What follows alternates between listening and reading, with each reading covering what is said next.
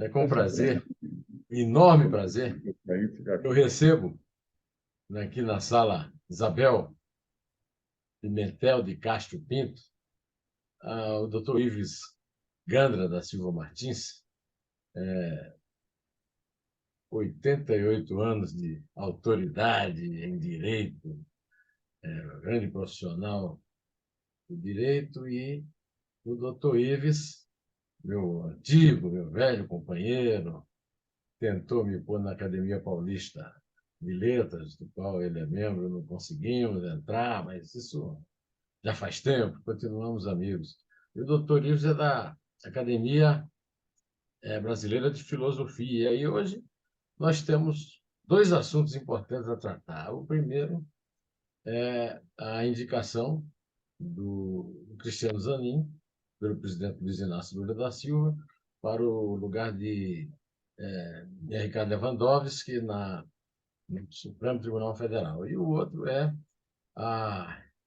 o súbito esvaziamento da cúpula da América Latina, depois que o presidente Lula resolveu chamar de narrativa qualquer descrição sobre ditadura na Venezuela do seu companheiro dele, não nosso, Nicolás Maduro. Então, isso, um prazer enorme revê-lo, hein? Mestre, meu caro amigo Zé Neumann, queria também estarmos mais uma vez juntos em um programa de televisão. Aqui agora no canal José Neumann de Pinto, do YouTube. O doutor Ives escreveu hoje, no Jornal Estado de São Paulo, um brilhante artigo opondo alguns óbices à indicação que o Lula tornou pública nesta quinta-feira e que está agitando aí o fim de semana do seu advogado durante o processo da Lava Jato, Cristiano Zanin, para a vaga de Ricardo Lewandowski, que se aposentou no Supremo Tribunal Federal.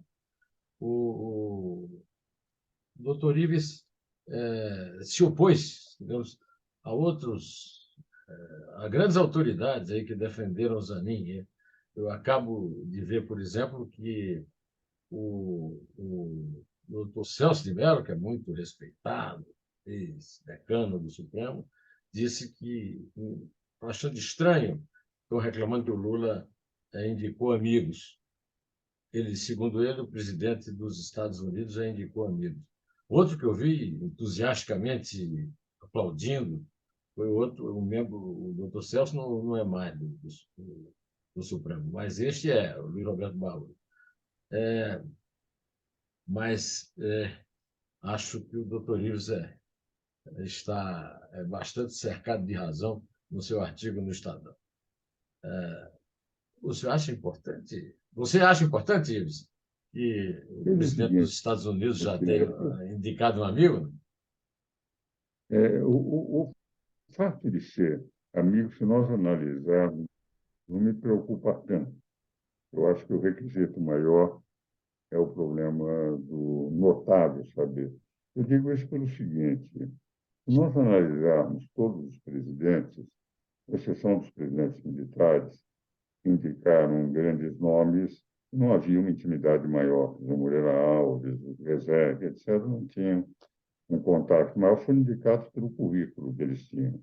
Mas, desde que nós temos a redemocratização, nós verificamos que, normalmente, o presidente, quando indica,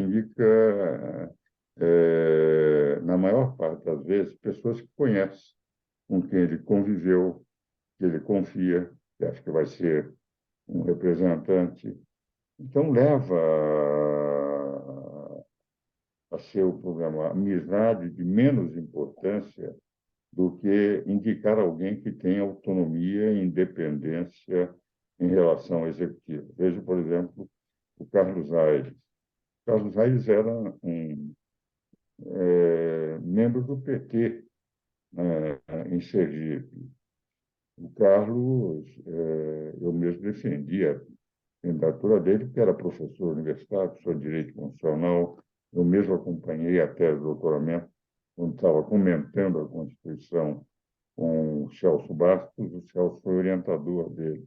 Então, tínhamos contatos e quando ele foi para o Supremo Tribunal Federal, ele não teve dúvida no relação ao mensalão de presidir e dar início ao processo, encontrando que tinha havido corrupção no mensalão, o mensalão estava denegrindo, digamos, a moralidade do governo e foi indicado pelo Lula e era um homem que vinha do PT. A amizade não me impressiona muito, por exemplo, Fernando Henrique, que nomeou, entende, as independências dos que, no passados 6 meses, o chamado a gratidão que quando eles são indicados, eles são absorvidos, digamos, pela atmosfera da casa. Advogando há 65 anos e como professor universitário há 59, esse requisito quase sempre há uma ligação mais forte ou menos forte, mas uma relação com aquele que está sendo indicado. Agora, o requisito do notável, eu vou lhe dar 2 exemplos, Neumann, que me impressionam. Quem me deu foi o Everardo Maciel hoje, quando ligava. Ele me disse o seguinte: eu estava lendo aqui matérias, o Hermes da Fonseca convidou o Clóvis Bevilacqua para ser ministro do Supremo. Clóvis fez o Código Civil de 1917, considerado talvez o maior civilista que tivemos no século passado.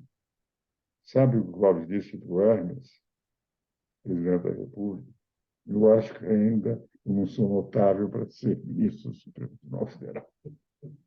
Ele fez: você sai da Praça Leão Mendes, entra na Praça Clóvis Bevilacqua, Que que é ficam vizinhos. Para quem não conhece São Paulo, mas são ele praças fez vizinhas. o Código Civil e achou que não era notável suficientemente para participar. Vou dar um outro exemplo.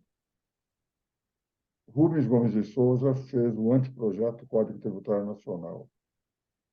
O Código Tributário Nacional foi aprovado em 67. Até hoje, é o código que rege o direito tributário no Brasil. Teve modificações, alterações, mas a espinha dorsal é a mesma. Cândido Mota Filho, que foi meu professor na faculdade, convidou, em nome do governo, a figura do Rubens para ser ministro do Supremo em 1967. E o Rubens disse: eu acho que não sou suficientemente notável para participar do Tribunal Federal.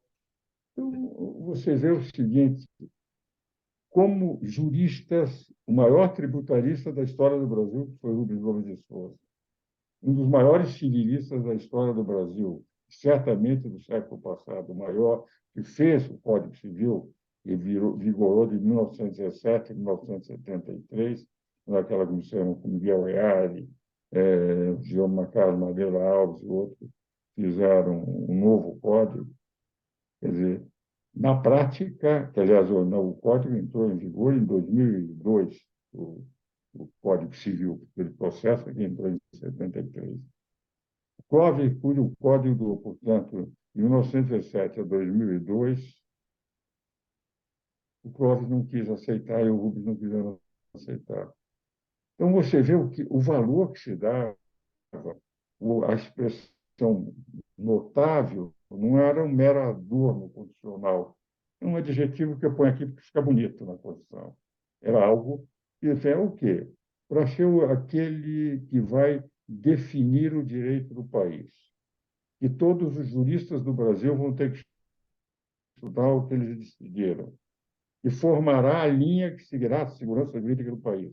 Aquilo que será estudado como jurisprudência em todas as universidades, por todos os governos, formado pelos 11 ministros do Supremo. Quer dizer, quando o Constituinte pôs a figura notável, tinha que ser, além do conhecimento de profissão, um conhecimento acadêmico e um conhecimento acadêmico superior ao conhecimento acadêmico dos outros acadêmicos. Porque Vale dizia, um jurista superior, por ser notável. Basta dizer que a Constituição faz uma distinção entre notável, necessário para o Supremo, e notório saber conhecimento, notório conhecimento jurídico, que é utilizado, por exemplo, por desembargadores, membros do Tribunal de Contas, etc., em que o que é importante é que aquele indicado seja um conhecido, entende, da comunidade, seja um homem que todos saibam que existe dentro do mundo e é respeitado dentro do mundo. Notável, não. O que é o notável saber é que o saber ele tem que ser superior a todos os outros. Por isso, eu, como um velho professor de direito constitucional, titular, comentei a Constituição, entende? Então, eu, enfim, ainda acho que não é um mero adorno o adjetivo notável, é o essencial para ser ministro. E, em relação ao Zanin, eu acho que foi um brilhante advogado. Pois Como é, eu vi. advogado, vejo. E isso você escreveu no seu artigo no Estadão. Eu não, É, sinceramente, eu não tinha essa imagem do Zanin. Primeiro, porque nós vou te sabemos, dizer, vou te nós dois dizer, sabemos, vou te dizer, nós dois sabemos que ele não era o advogado do Lula. Na verdade, o advogado do Lula era o sogro, o mas veja Roberto. o seguinte, eu vi tentações do Zanin no TRF, etc., sempre com muita calma, e é um dado, ele brigou com o sogro, não é? E o advogado realmente era o Roberto, e o Roberto passou a questão para o Zanin, depois o Zanin brigou e continuou. Como advogado, eu acho que ele foi brilhante. Veja o seguinte, a Lava Jato existiu.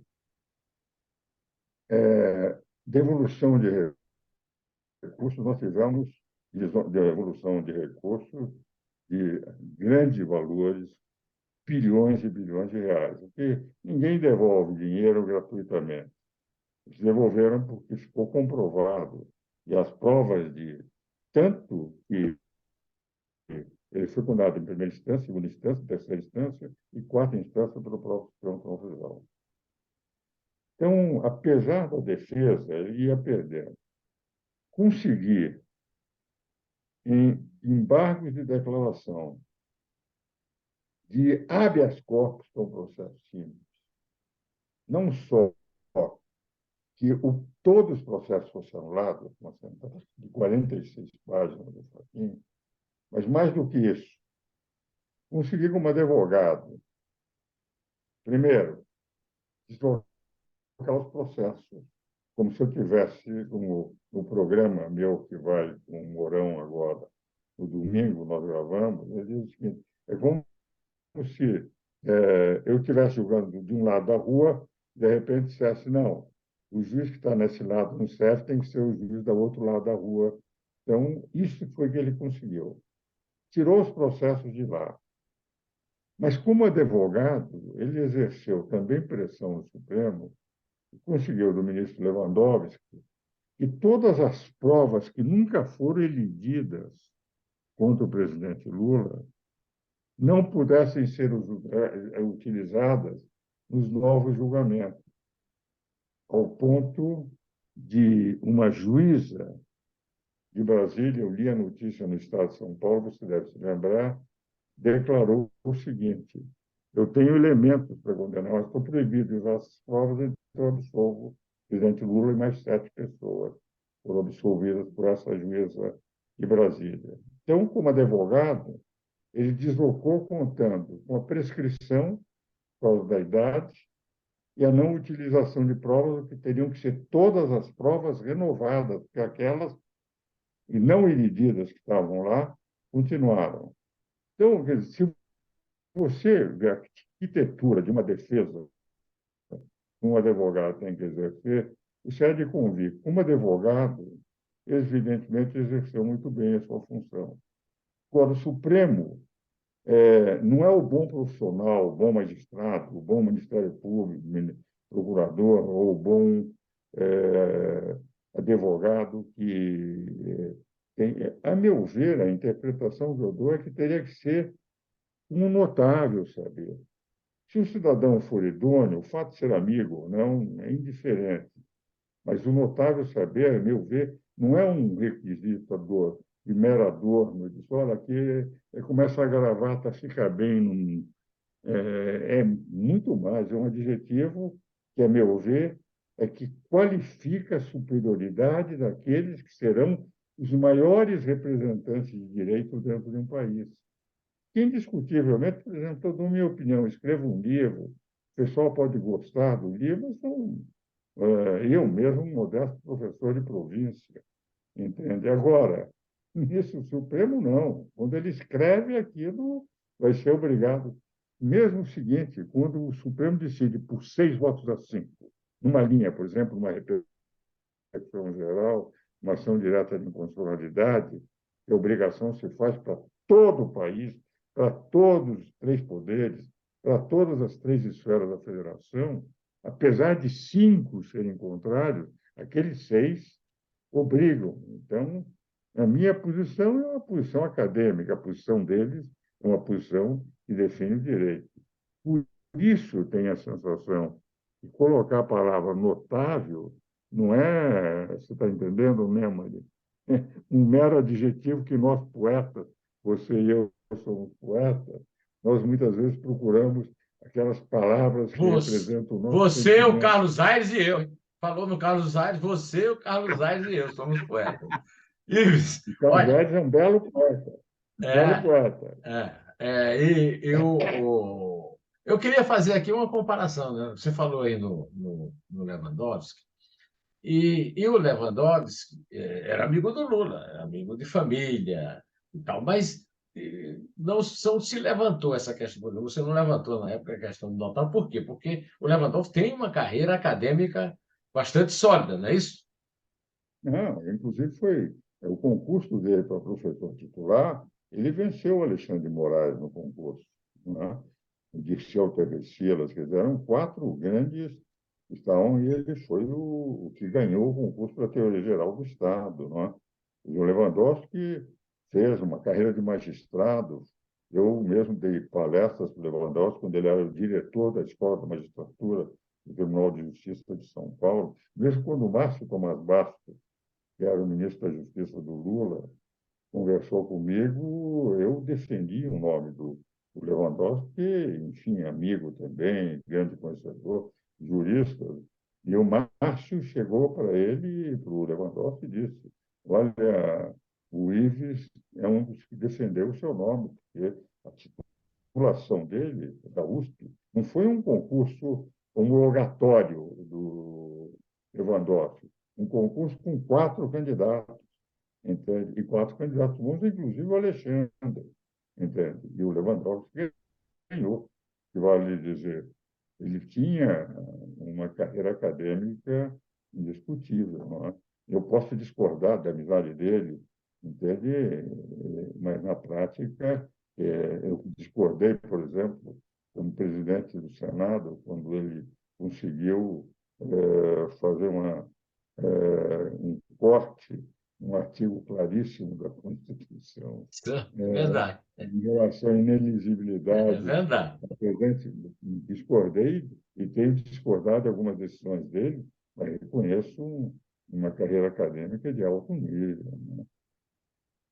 Talvez o mesmo não se possa dizer do Toffoli, por exemplo. De qualquer maneira, outros ministros indicados pelo Lula, você citou o Carlos, nosso poeta, né? Carlos Aires, e outros, né? Pelo Lula e pela Dilma, pelos presidentes do PT, também merecem esse quase que eu diria uma consideração. Mas o Lula sempre disse agora recentemente, que o mais fiel dos ministros que ele nomeou foi o Lewandowski, né? E é uma ligação, inclusive, de família, né? Mas se eu vou trair aqui o Ives, passando para um assunto que eu não combinei com ele, mas eu tenho certeza que ele tem uma importante contribuição a dar, que foi a recente declaração do Lula de que a ditadura chavista de Nicolás Maduro é uma narrativa, porque, na verdade, a Venezuela é uma democracia. Isso resultou que o presidente do Chile, Boric, o presidente do Uruguai, Lacalle Pou, entre outros, não compareceram ao jantar que estava marcado para ser uma grande consagração do Lula como líder sul-americano, líder do Sul global, né? O pessoal do BRICS e tal, comparecessem ao jantar, não compareceram. Né? O que é que o senhor achou? O que é que você achou, Luiz, dessa declaração de que a Venezuela é uma democracia e a ditadura chavista do Olha, Chaves e do Maduro? eu tenho a impressão que, lamentavelmente, é uma recaída do Lula. Isso é interessante. O Lula, quando foi candidato e derrotado pelo Fernando Henrique, etc., ele tinha uma posição mais radical, posição favorável, amigo do Fidel, etc. No momento em que o Fernando Henrique ia deixar o governo e o candidato dele era o Serra, e ele estava atacando o sistema financeiro, naquela ocasião, o Fernando Henrique viu o dólar chegar a R$ 4. Nós estamos hoje com o dólar com mais ou menos R$ 5. Mas em 2002, quando ele estava atacando o sistema financeiro, Lula, o dólar chegou a R$ 4. Você se lembra, não é, Neumann? Lembro, lembro. É. Então, o que o Fraga e o Malan pediram para o Fernando Henrique? Eu estou te contando isso porque o Fernando Henrique me contou isso, mas contou aqui no meu escritório com outras pessoas ouvindo também, o que representa, não pediu nenhuma incidência. Não é? Daí o Fraga e o Malan chegaram para o Fernando e disseram o seguinte: eu gostaria de saber, entende, se você conseguiria 15 bilhões de dólares de um empréstimo ponte que podemos não usar, dizendo no Fundo Monetário Internacional, onde você auxiliou o Brasil para entrar no Fundo Monetário, trazendo os países emergentes a apoiar a sua candidatura, que poderemos não usar, os fundamentos são bons, mas é o Lula que está causando pânico no sistema financeiro. E o Fernando Henrique ligou. E quando ele disse, olha, eu estou precisando de um empréstimo ponto, o Brasil teria dito para ele, segundo o que ele me contou, 30 bilhões de dólares são suficientes. Ele disse, são suficientes, com uma de condição. Tem que chamar os 4 candidatos, porque, se for usado, quem vai ter que pagar são os outros, o que for eleito, que eles se comprometam a isso. Então, o que fez o Fernando Henrique? Chamou os 4, quando chegou para o Lula, disse o seguinte: Lula, você está na frente nas pesquisas. Você quer pegar um país arruinado ou quer um país... Agora, se você quiser, eu consigo um empréstimo, mas consigo um empréstimo sem mudar o discurso. O Lula disse, vou mudar o discurso. Tanto é verdade, se você pegar a campanha antes no primeiro semestre do Lula, condição financeira, e depois que o Fernando Henrique conseguiu, ele mudou a ponta. Qual foi o primeiro homem que ele escolheu? Foi o chamado Henrique Meirelles, ex-presidente mundial do Banco de E, Boston. Não é? e a carta aos Agora, brasileiros. A carta aos tá, brasileiros né? E o resultado? O governo do Lula foi pragmático de 2003 a 2010. Utilizou, teve o mensalão, tudo isso, mas, na verdade, não foi ideológico. Se você pegar aquele período, não foi um período ideológico.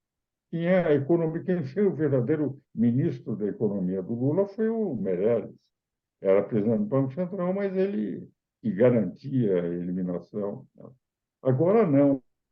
O Lula é um presidente ideológico. Ele voltou à sua natureza de gostar do Fidel Castro, do Ortega, do Chávez, do Maduro. Não é? Resultado, do se você Gaddafi.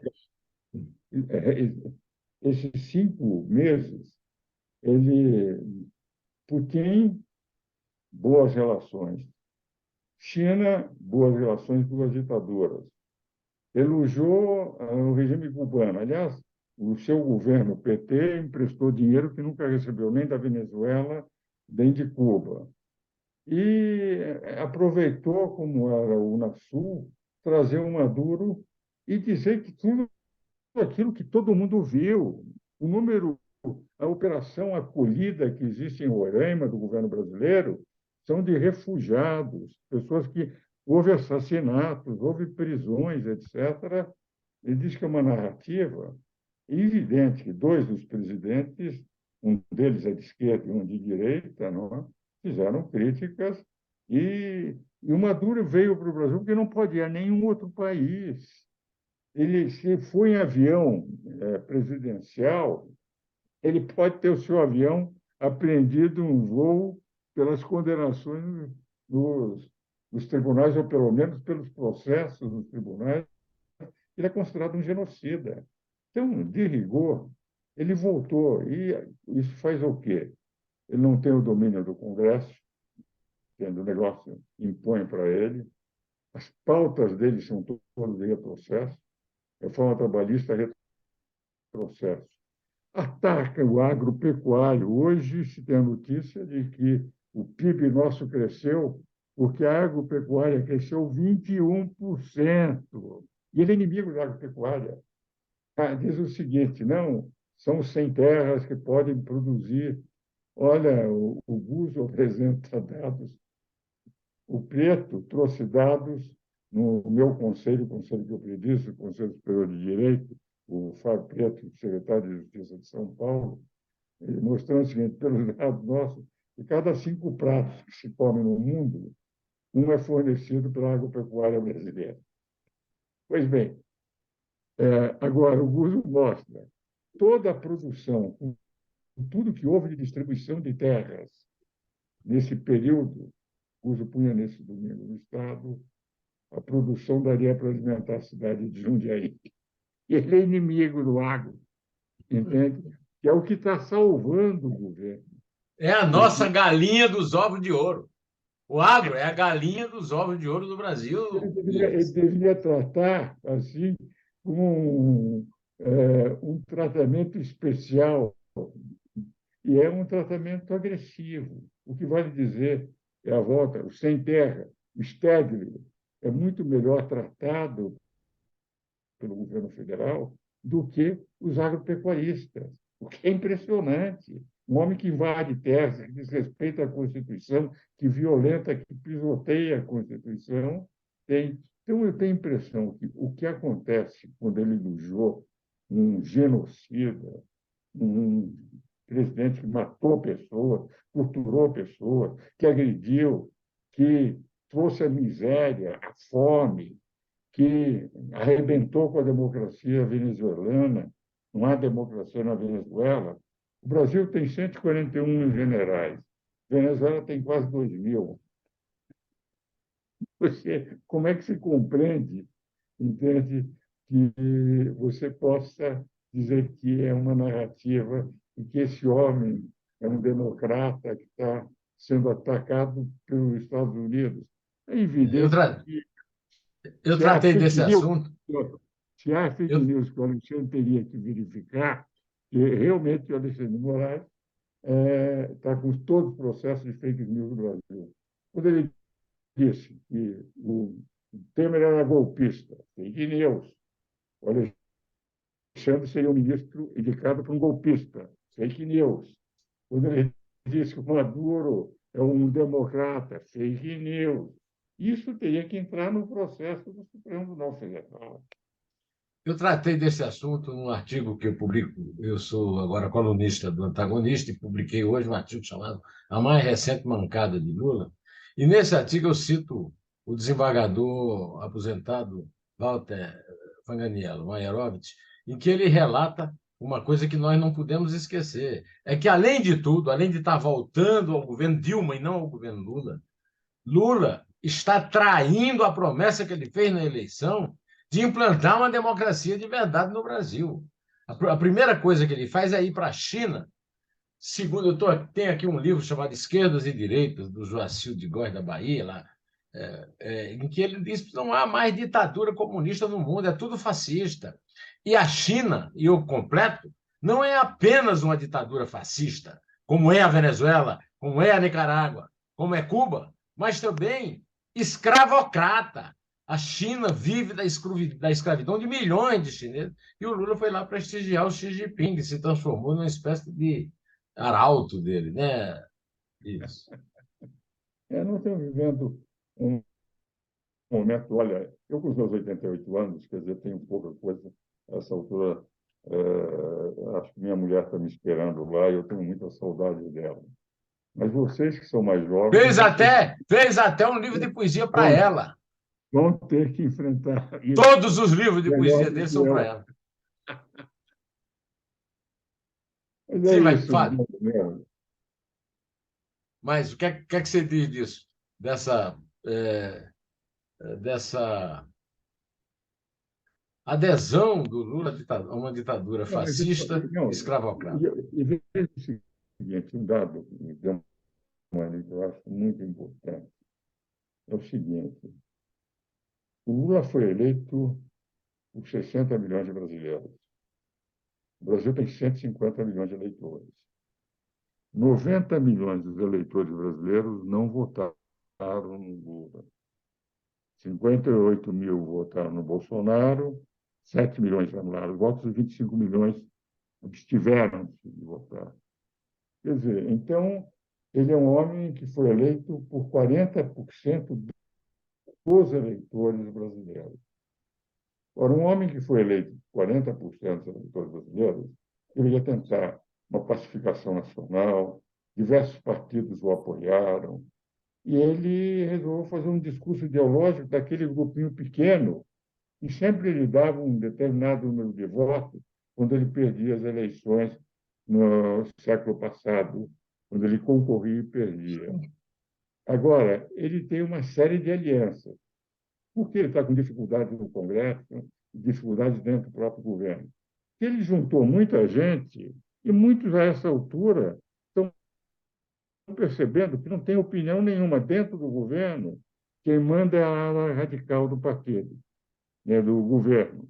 O Lula responde por Através, isso. E através da primeira-dama, a no dona Janja. Congresso, que, aliás, é muito forte do ponto de vista de. Eu tenho a impressão, também há um outro dado, que quando uma pessoa, com a idade do Lula, se apaixona, uma pessoa muito mais jovem, não é? Quer dizer, a paixão numa determinada idade é algo diferente, não é? Razão pela qual eu tenho a sensação que eu compreendo como ele está feliz e acho muito bom que esteja uma presidente, mas é evidente que a influência do mais jovem, da mais jovem, deve ser, pelo menos jornais dizem, outro dia o Estado de São Paulo estampou uma fotografia a presidente Jânia, como se fosse ela a presidente Ives, da República e ele o príncipe consorte, pelo menos sobre as charges do Estado de São Paulo.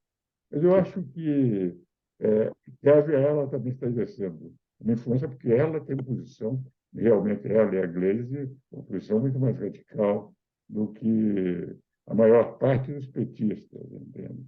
E as duas mulheres estão influenciando. A mulher dele representa o partido, porque o Lula pragmático e inteligente do primeiro mandato sabia como contornar e era hábil nas articulações, desapareceu. E no Congresso, por exemplo, aprovar a estrutura nova do Ministério, o Neumann, o 37! Estado de São Paulo cometeu 37! 37 ministros, ele teve que abrir mão de 1 bilhão e 700 milhões de reais do Tesouro Nacional em emendas para atender tudo quanto é deputado que ele queria. E como é que você vai, para 37, dizer que você vai fazer economia dentro do governo, se com 23 ministérios você gasta, com 37 ministérios você tem que gastar muito mais. Então, nós sabemos como vamos gastar o dinheiro, mas não sabemos como vamos obter a receita. E quando começar a aparecer na reforma tributária tudo aquilo que ele vai tirar do cidadão para sustentar essa sua estrutura, eu tenho a impressão que cada vez mais as pressões junto ao Congresso para mostrar que isso enquanto os outros países podem crescer, isso pode levar o Brasil a ficar muito para trás, ele vai ter ou que raciocinar e diz, vou ter que voltar a ser o que eu fui no meu primeiro mandato, ou ele vai ter que enfrentar seríssima dificuldade no Congresso. Né? E lembrando sempre, o Neumann, que ele tem um vice, que, enfim, foi um bom governador em São Paulo. Então, ele tem que pensar num espectro no sentido, enfim, de que se o Brasil começar a descambar, e se o Haddad não conseguir segurar, que ele sabe como vai gastar, mas não sabe como vai obter receita, entende? É sempre um espectro de De possibilidades respeito, de de respeito. receita, porque o Ives, Congresso, decididamente, o Congresso é um Congresso que ele até agora não conservador. dominou.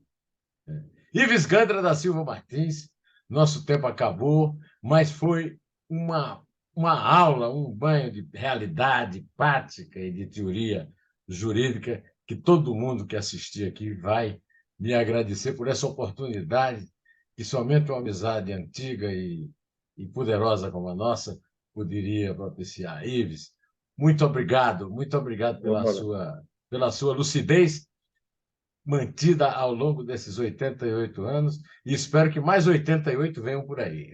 A Ruth vai esperar você mais lá. muito obrigado, Neumann, um grande abraço a você. E não sou mais do que um advogado e um professor provinciano de direito constitucional. Nunca quis ser mais do que isso. Me sinto muito feliz de ser, porque, de rigor, tudo isso foi bico. É o que eu sempre gostei, é o que você sempre gostou, é da poesia. É Então, isso aí. dizia o Saulo Ramos para mim, quando nós nos formarmos, nós dois teremos a advocacia como o bico do poeta. E realmente foi o bico que sustentou o poeta até agora. Um grande abraço, meu Maninho. Abraço grande, Ives. Tudo de bom.